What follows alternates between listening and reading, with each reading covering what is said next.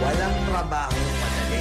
Wala kang karapatang maliitin yung trabaho ng iba. Yung iba sasabihin, gwardiya lang naman yan, rider lang naman yan, construction worker lang naman yan, gasoline boy lang naman yan, fast food crew worker lang naman yan. Pucha, nagkaroon lang tayo ng maganda-gandang klase ng trabaho. Akala na natin kung sino na tayong entitled sa mundong to. Minamaliit natin yung mga taong mas mabababa yung sahod sa atin. Ang pagkakaalam ko kasi, wala kang karapatang maliitin o matahin yung trabaho ng iba hanggat nagtatrabaho sila ng marangal. Walang trabahong madali. Lahat nagdadaan sa hirap.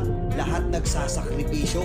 Kaya kung iniisip mong porket maganda-ganda yung trabaho at malaki-laki yung sinasahod mo, mamaliitin mo na yung mga trabaho ng mga taong nagtatrabaho na mas maliit yung sahod sa'yo. Mag-isip-isip ka.